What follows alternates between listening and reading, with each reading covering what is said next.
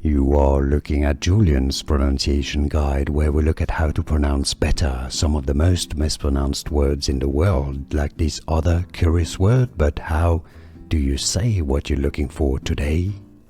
We are looking at how to pronounce this name, as well as how to say more interesting but often confusing names, so make sure to stay tuned to the channel. So how do you pronounce this?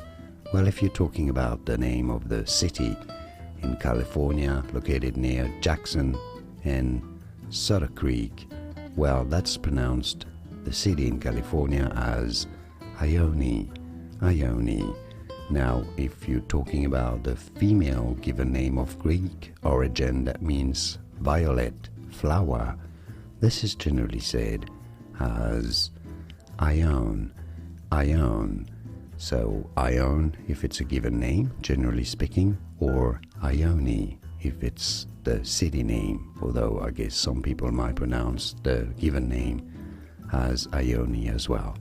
But generally speaking, that's how to pronounce this name. I hope this is useful. Thanks for watching. Cheers.